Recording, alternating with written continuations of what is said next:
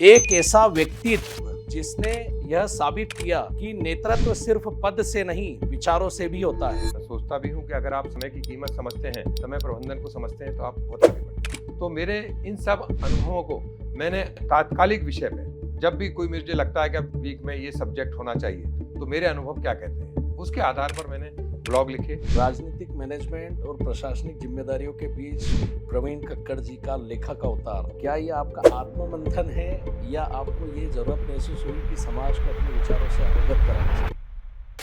1982 में जब मैं पहली बार पुलिस में सब इंस्पेक्टर बन के गया था, प्रदेश के सबसे बड़े आदिवासी जिले झाबुआ जिले में गया था और झाबुआ जिले में भी मेरी पोस्टिंग अलीराजपुर में हुई। कांग्रेसी नेताओं के साथ काम कर रहे हैं, उसके बावजूद इतना संतुलन आप कहाँ से लाते हैं?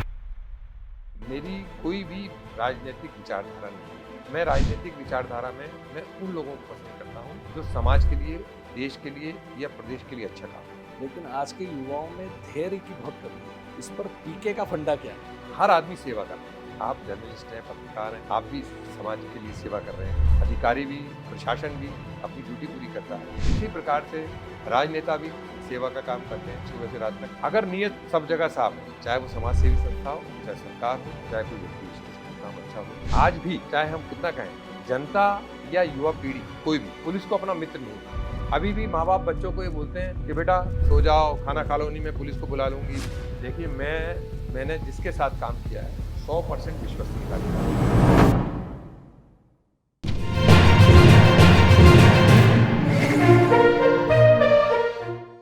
नमस्कार। आज हमारी इस विशेष चर्चा में जो नाम हमारे साथ शामिल है वो किसी परिचय का मोहताज नहीं है। प्रशासनिक अधिकारी तक उनकी सीमित पहचान नहीं है, समाज और विचारों तक उनकी पहचान फैली हुई है। पूर्व प्रशासनिक अधिकारी, मार्गदर्शक, जागरूक लेखक श्री प्रवीण कक्कड़, जिनकी दंड से न्याय तक और पीके का फंडा पुस्तकों ने समाज को सोचने पर मजबूर कर दिया है। प्रवीण कक्कड़ जी की यह दोनों पुस्तकें जीवन और न्याय दोनों को एक नया दृष्टिकोण देती है। एक ऐसा व्यक्तित्व जिसने यह साबित किया कि नेतृत्व सिर्फ पद से नहीं विचारों से भी होता है। नमस्कार प्रवीण जी। नमस्कार। चर्चा को आगे बढ़ाने से पहले मैं आपसे ये पूछना चाहूंगा, आपके सार्वजनिक जीवन की शुरुआत एक पुलिस अधिकारी के रूप में हुई जी। उसके बाद आप केंद्र और राज्य में राजनेताओं के ओएसडी के रूप में आपने दायित्व संभाला। उसके बाद आपने अपना एक बिजनेस एम्पायर खड़ा किया है। अब एक लेखक के रूप में आपकी पहचान सबके सामने आ रही है। एक ही जीवन में इतने सारे दायित्व, वो भी इतने कम समय में, कैसे संभव हो पा रहा है ये? देखिए क्या है कि मैं वर्तमान को जीता हूँ। जो वर्तमान स्थिति होती है मैं उसके अनुसार निर्णय लेता हूँ। जी। मेरी माँ का आशीर्वाद मुझे हमेशा रहा है और उन्होंने यही समझाया था, मुझे बोला था, यही शिक्षा दी थी कि बेटा जो है समय पे, वर्तमान में जो समय है उसके अनुसार काम करो। और मैं उसके अनुसार काम करता रहा। जब मैं पुलिस में भर्ती हुआ, मैंने एमए इकोनॉमिक्स में किया है। इकोनॉमिक्स में मैं गोल्ड मेडलिस्ट हूँ। इकोनॉमिक्स में काम पढ़ने के बाद मैंने पुलिस में भर्ती हो गया। 20 साल मैंने पुलिस की नौकरी की, तो मैंने पुलिस के हिसाब से काम किया। फिर मैं भूरिया जी के साथ केंद्र में चला गया, यूपी 1 और 2 में उनका ओएसडी रहा। फिर मैं मध्य प्रदेश सरकार में भी सीएम का ओएसडी रहा। तो जब जैसी परिस्थिति रही मैंने वैसा काम किया और अपना अच्छे से अच्छा देने की कोशिश की। जहाँ तक लेखक वाली बात है, मेरे को पढ़ने का शौक कॉलेज लाइफ से ही था। मैं उस समय काफ़ी समय अपना लाइब्रेरी में बिताता था, तो मुझे शौक था। चूँकि समय नहीं मिला, 20 साल 40 साल में लगातार बहुत व्यस्त लाइफ रही मेरी, पुलिस में भी और ओएसडी के रूप में भी, तो मैं नहीं लिख पाया। अब मुझे थोड़ा समय मिला है तो मैं अपने अनुभव और अपने आधार पर लिखने की कोशिश करता हूँ। राजनीतिक मैनेजमेंट और प्रशासनिक जिम्मेदारियों के बीच प्रवीण कक्कड़ जी का लेखक अवतार, क्या ये आपका आत्ममंथन है या आपको ये जरूरत महसूस हुई कि समाज को अपने विचारों से अवगत कराना चाहिए? अब आप इसको आत्ममंथन माने, पर मेरा जो सोचना है कि मैंने अलग अलग फील्ड में अनुभव लिए, है ना। तो मेरे को लगा कि जो मेरे अनुभव हैं वो किसी ना किसी, और जो मेरे विचार हैं या जो मैंने सीखा है अलग अलग क्षेत्र में, तो वो नई पीढ़ी को, युवा पीढ़ी को या लोगों को मालूम होना चाहिए। तो मैंने उसको लिखना शुरू किया। हर संडे को मैं एक पीके का फंडा नाम से ब्लॉग लिखता हूँ और उसी के आधार पर मैंने एक किताब भी लिखी। आपकी एक किताब है दंड से न्याय तक। उसमें जो निचोड़ आपने दिया है, क्या ये आपकी पुलिस में सेवा देते हुए का अनुभव है? देखिए, मेरा ऐसा सोचना है कि आज भी चाहे हम कितना कहें, जनता या युवा पीढ़ी कोई भी पुलिस को अपना मित्र नहीं मानती। पुलिस से कहीं ना कहीं डर की भावना है। बिल्कुल। अभी भी माँ बाप बच्चों को ये बोलते हैं कि बेटा सो जाओ, खाना खा हम्म। लो, नहीं मैं पुलिस को बुला लूंगी। मैंने एक डर सा राइट। बनाया हुआ है। जब नया कानून आया तो मैंने उस समय पढ़ा था कि भाई जो नई संहिता आ रही है, दंड संहिता आ रही है, वो पर्सनली लोगों को ये जो डर है इसको खत्म करेगी और आपस में एक अच्छे भाव प्रकट करेगी। तो मैंने उस समय इसको देखा, समझा और फिर मैंने विचार किया कि मुझे इसमें सरल भाषा में, जी। जो आम जनता की, कानून की भाषा तो कोई आम जनता नहीं समझ सकती, सरल भाषा में जिसे कोई भी समझ सकता है, उस भाषा में मैंने इस किताब को लिखा। नहीं, आपकी किताब से काफ़ी लोगों को हेल्प मिल रही है, जो कानून की तैयारी कर रहे हैं या जो पुलिस प्रशासन से रिलेटेड वर्क करते हैं, उनको एक सरल भाषा में जानकारी मिल रही है। एक और किताब है आपकी, पीके का फंडा, जो आप रेगुलर आर्टिकल लिखते भी हैं, उसे लेके आपने किताब भी लिखी है। अमेज़न पर बेस्ट सेलर का उसको अवार्ड मिला है। उसके पीछे क्या रहस्य है? क्या अनुभव हैं आपके? क्या कहानी है? देखिए, किसी प्रकार का कोई रहस्य नहीं है। जी। जहाँ तक अनुभव का सवाल है, मैंने बोला ना कि अलग-अलग मैंने इकोनॉमिक्स पढ़ी, पुलिस विभाग में काम किया, नेताओं के साथ काम किया, शासन में काम किया, प्रशासन में काम किया। मुझे नए सीखने का भी शौक है। मैं आपसे भी बात करूँगा तो मैं आपसे भी कुछ सीखना चाहूँगा। किसी से भी बात करता हूँ तो मेरे को सीखने का शौक है। तो मेरे इन सब अनुभवों को मैंने तात्कालिक विषय पे, जब भी कोई मुझे लगता है कि अब इस वीक में ये सब्जेक्ट होना चाहिए, तो मेरे अनुभव क्या कहते हैं, उसके आधार पर मैंने ब्लॉग लिखे। उन ब्लॉग में से मैंने अभी तक मैं 100 से अधिक ब्लॉग लिख चुका हूँ। उनमें से मैंने कुछ अच्छे ब्लॉग छाँटे और एक पीके का फंडा किताब रिलीज़ बहुत। की और काफ़ी अमेज़न पे काफ़ी बेस्ट सेलर के रूप में रही। ये सबका लोगों का प्यार है, लोगों का। प्रवीण कक्कड़ अपने जीवन में सफलता के किन 3 पहलुओं को मानते हैं कि वो कारगर सिद्ध होते हैं? ऐसे कौन से पहलू हैं? देखिए, सबसे पहले आपका लक्ष्य क्लियर होना चाहिए। 3 पहलू मैं आपको बताऊँ, तो 3 पहलू में सबसे पहला है समय प्रबंधन। जी। मैंने इस पे काफ़ी कुछ लिखा भी है और मैं सोचता भी हूँ कि अगर आप समय की कीमत समझते हैं, समय प्रबंधन को समझते हैं, तो आप बहुत आगे बढ़ जाएँगे। दूसरा है आत्म अनुशासन। आप में स्वयं में अनुशासन होना चाहिए कि मैं अगर आपको समय दूँगा, मैं आपसे समय लूँगा, तो मेरे को मालूम होना चाहिए कि आपके समय की भी कीमत है और आत्म अनुशासन नंबर 2 महत्वपूर्ण है। और तीसरा जो सबसे ज़्यादा है, वो है टीम वर्क। आज प्रवीण कक्कड़ के रूप में काम किया है, आज आप मेरे से बातचीत कर रहे हैं, तो इसके पीछे केवल प्रवीण कक्कड़ नहीं है, इसके पीछे प्रवीण कक्कड़ की टीम रही है। चाहे वो पुलिस थानों में काम करने वाले मेरे सिपाही हों, चाहे मेरे अधिकारी हों, चाहे वो एज ए ओएसडी काम करने वाले। तो जहाँ-जहाँ मेरे को अच्छी टीम या जो आज मेरे साथ टीम काम कर रही जी। है ना? तो ये 3 चीज़ हैं, समय प्रबंधन, आत्म अनुशासन और टीम। प्रवीण जी, पुलिस की सेवा और प्रशासनिक जो ज़िम्मेदारियाँ आपने निभाई हैं, उन सेवाओं के दौरान कुछ ऐसे अनुभव या कुछ ऐसे कड़वे अनुभव रहे होंगे जिसने आपके दृष्टिकोण को, आपकी सोच को स्थायी रूप से बदल दिया होगा? देखिए, मैं कड़वे अनुभव पे तो ज़्यादा सोचता नहीं हूँ, ना मैंने कभी ऐसा कोई महसूस किया है। पर हाँ, जब मेरी नौकरी की शुरुआत ट्राइबल डिस्ट्रिक्ट से हुई, 1982 में जब मैं पहली बार पुलिस में सब इंस्पेक्टर बन के गया था, तो मैं प्रदेश के सबसे बड़े आदिवासी जिले झाबुआ जिले में गया था और झाबुआ जिले में भी मेरी पोस्टिंग अलीराजपुर में हुई थी। जी। अलीराजपुर में उस समय एशिया में सबसे ज़्यादा क्राइम माना जाता था। जब झाबुआ अलीराजपुर हाँ, एक हुआ करता जब था। झाबुआ अलीराजपुर एक हुआ करता था और शाम को 6 बजे के बाद कभी बस नहीं चलती थी। मैंने उस एरिया में काम किया। तो मैंने लोगों को देखा, नज़दीक से समझा, चूँकि मुझे शौक है और कुछ उनसे मैंने बहुत सारी चीज़ें सीखी। आज अगर मैं पीके फाउंडेशन बना के कुछ काम करना चाह रहा हूँ, समाज सेवा के काम से जुड़ना चाह रहा हूँ या नया काम करना चाह रहा हूँ, ये मेरी वही पुराने अनुभव हैं जो मैंने देखा, नज़दीक से देखा कि लोगों को कहाँ किस प्रकार की ज़रूरत है। तो किया। बाकी दुनिया जब आप कोई काम करते हैं, नौकरी करते हैं, बिजनेस करते हैं, तो सब प्रकार के अनुभव आते रहते हैं, कटु अनुभव भी हैं, तो वो तो मिक्स एंड मैच चलता रहता है। आपने पीके फाउंडेशन की बात करी, किस तरह का प्रकल्प है ये, क्या इसमें काम करते हैं आप लोग? पीके फाउंडेशन मैंने अभी कुछ समय पहले बनाया है। इसमें मैं समाज के अलग अलग तबकों के साथ जुड़कर काम करना चाहता हूँ। मैं स्पेशल चाइल्ड पे काम करना चाहता हूँ।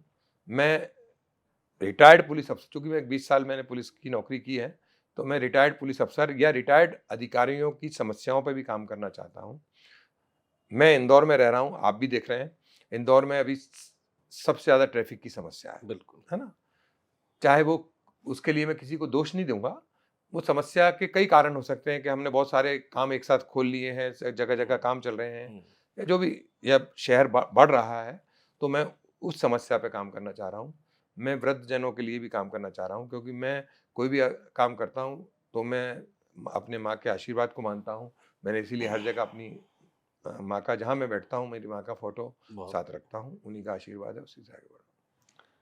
प्रवीण कक्कड़ मध्य प्रदेश में एक ऐसा नाम है जो कई कारणों से चर्चित रहते हैं, चाहे वो राम मंदिर में दान देने की बात हो, चाहे आरएसएस के कार्यक्रमों में सक्रियता दिखाने की बात हो।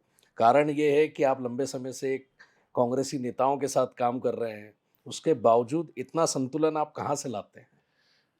देखिए, मैंने जिसके साथ काम किया है, 100% विश्वसनीयता के साथ काम किया है, जी। और आगे भी करूंगा, चाहे वो कोई भी नाम हो।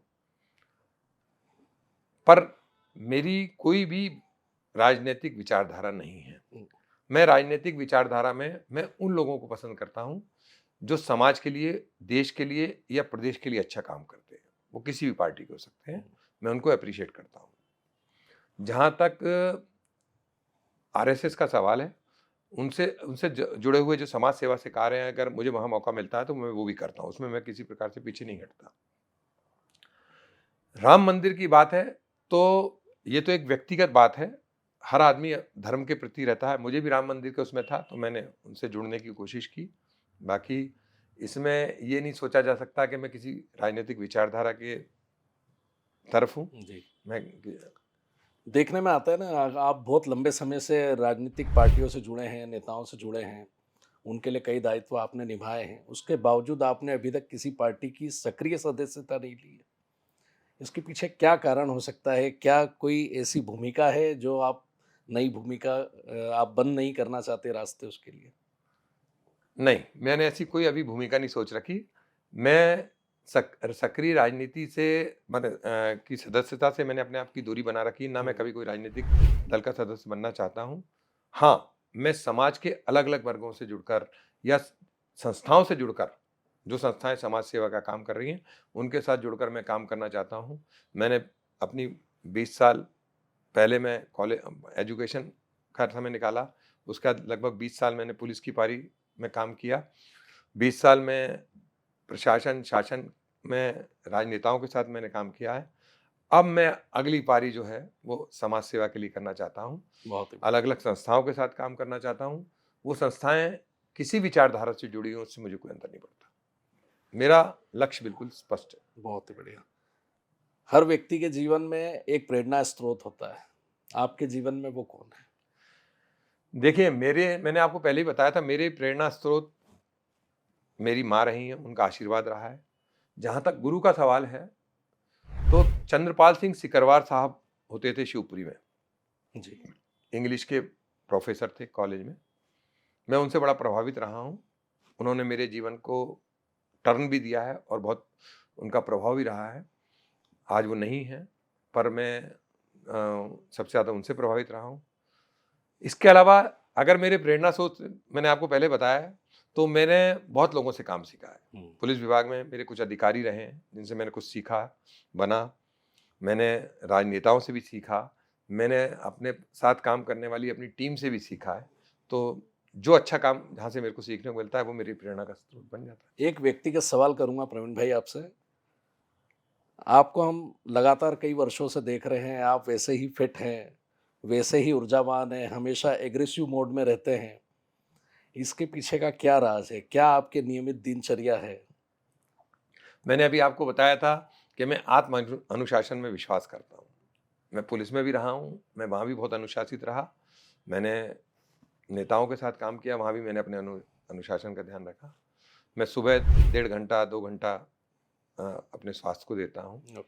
मॉर्निंग वॉक करता हूँ, एक्सरसाइज करता हूँ, खाने पीने की कोशिश करता हूँ कि मैं समय पे खाना खाऊं और हेल्थ के प्रति पूरी तरह से जागरूक रहने की कोशिश करता हूँ। बहुत ही बढ़िया। एग्रेसिवनेस की बात हो रही है, चूंकि आपकी जनरेशन में अभी एक जेन जी चल रहा है, नई जनरेशन की बात हो रही है। इनमें प्रतिभा भी है और इनके पास अवसर भी है, लेकिन आज के युवाओं में धैर्य की बहुत कमी है। इस पर पीके का फंडा क्या है?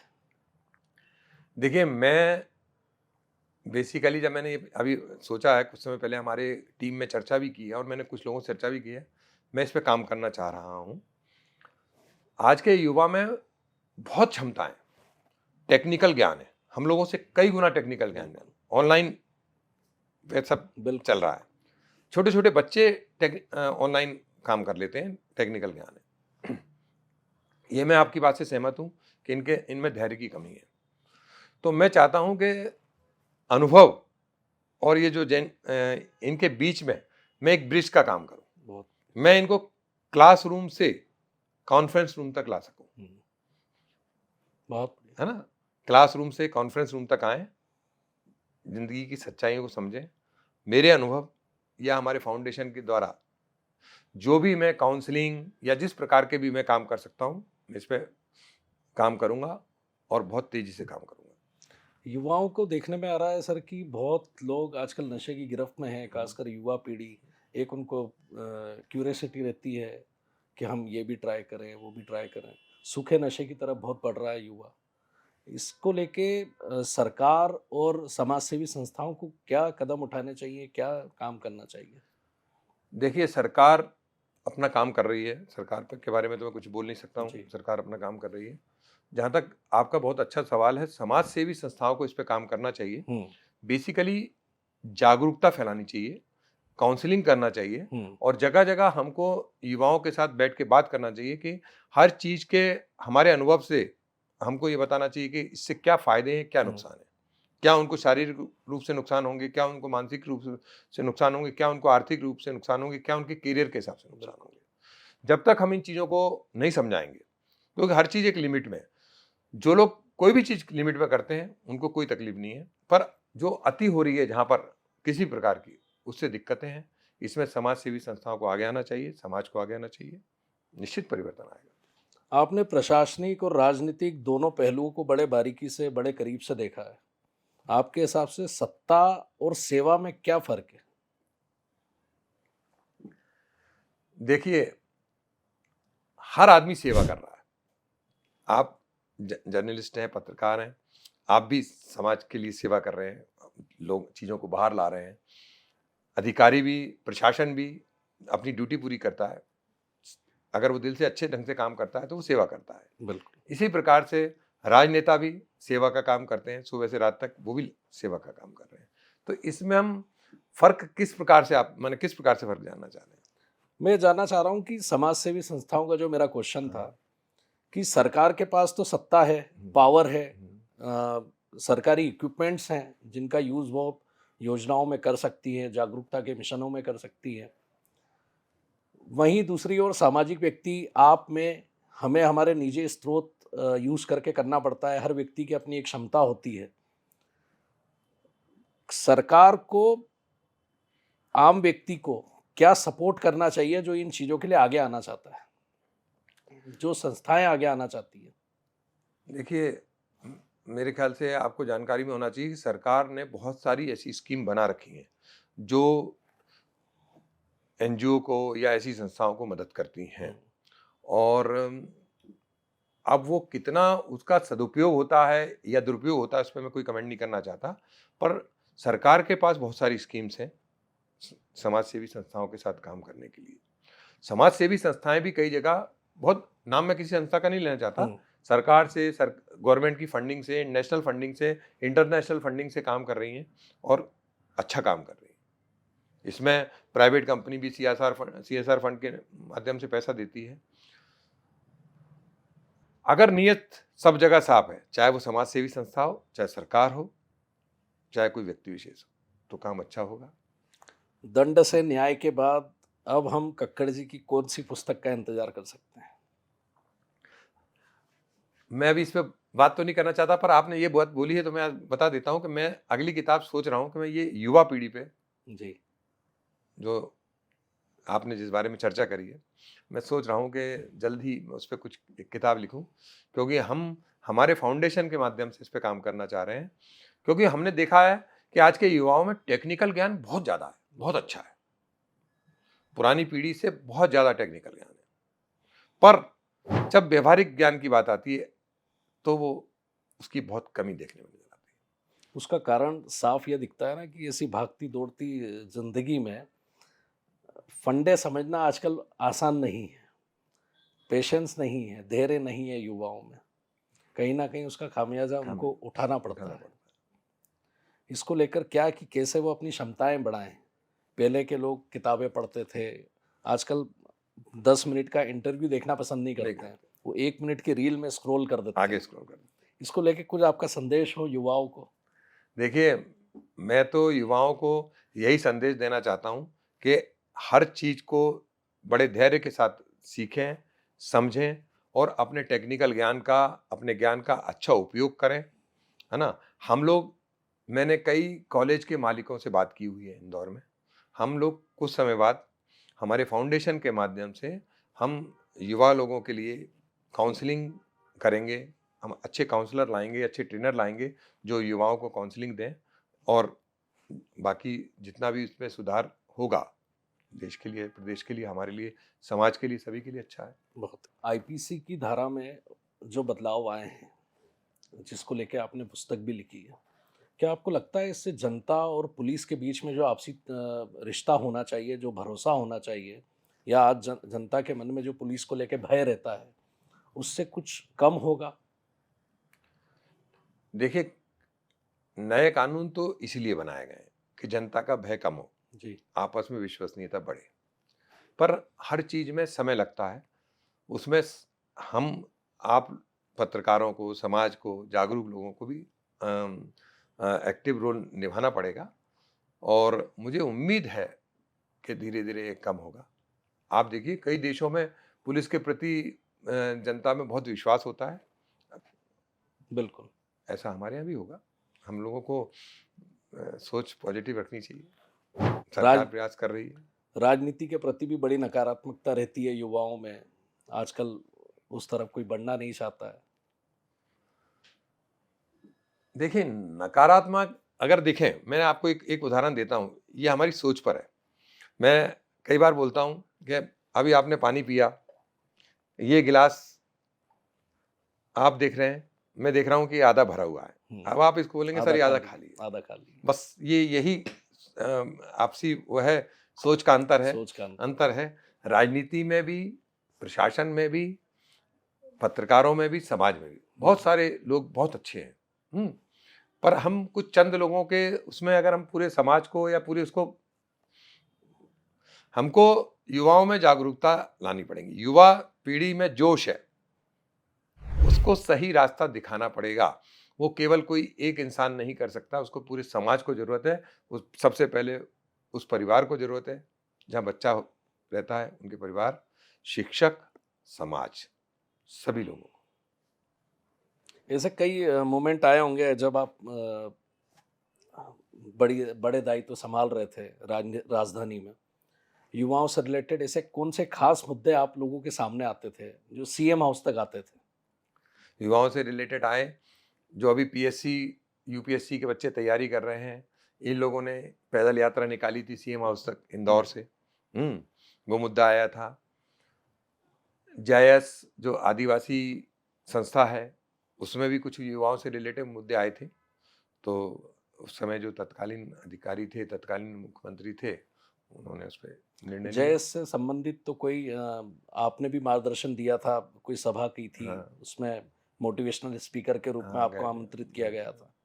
क्योंकि मैंने आदिवासी क्षेत्र में काम किया है जी। पहले मैं पुलिस विभाग में था, तो मैं झाबुआ, अलीराजपुर, खरगोन, बड़वानी, जो आज 4 जिले अलग अलग हो गए, मैं इन चारों जिलों में, उस समय 2 जिले थे, खरगोन और झाबुआ, काम कर चुका हूँ अलग अलग क्षेत्र में। उसके बाद मैं देश के ट्राइबल मिनिस्टर थे कांतिलाल जी भूरिया जी। साहब, उनके साथ भी मैंने लगभग 10 साल काम किया, यूपी 1 यूपी 2 में। तो मैं इन क्षेत्र के बहुत संपर्क में रहा, तो इस कारण से मैं बहुत लोगों से जुड़ा हुआ हूँ, तो लोग बुला लेते हैं। क्या मूलभूत समस्याएं हैं सर आदिवासी क्षेत्र की, खासकर युवाओं की? देखिए, सबसे बड़ी जो समस्या है जो आती है, वो शिक्षा की है। हालांकि अभी जब हम लोग पुलिस की नौकरी में गए थे और आज के झाबुआ अलीराजपुर में बहुत जमीन आसमान का अंतर है, बहुत डेवलपमेंट हुआ है। सरकार ने भी बहुत काम किए हैं, कोई भी सरकार रही हो, सरकार ने बहुत काम किए हैं, समाज सेवी संस्थाओं ने काम किए हैं, और आज वहाँ से बहुत सारे बच्चे आईएएस, आईपीएस, डिप्टी कलेक्टर, बड़े बड़े बिजनेसमैन, वैज्ञानिक हर क्षेत्र में आगे बढ़ रहे हैं जी। जहाँ तक मूलभूत समस्या अगर हम आदिवासियों की लें या किसी भी उसकी लें, सबसे इम्पोर्टेंट शिक्षा होती है। शिक्षा। यदि आप प्रॉपर काउंसलिंग करें, शिक्षा, मैं इसीलिए चाहता हूँ कि शिक्षा पे काम सबसे ज़्यादा होना चाहिए। शिक्षा से ही जागृति आएगी समाज में। बिल्कुल। शिक्षा से ही एक परिवार, एक बच्चा किसी परिवार में पढ़ जाता है तो वो 50 पूरे लोगों, कुल का नाम रोशन करता है, 50 लोगों को पढ़ा लेता है। बिल्कुल बिल्कुल। मैंने दिल्ली में भी देखा, यहाँ भी देखा, कुछ अधिकारी, मैं किसी कास्ट का नहीं बोलूँगा, पढ़ के आए बहुत नीचे से, गरीब परिवार से, पर उन लोगों ने अपने दूर दूर के रिश्तेदारों को कोचिंग में, पढ़ाई में मदद करना, समय देना और बढ़ाया।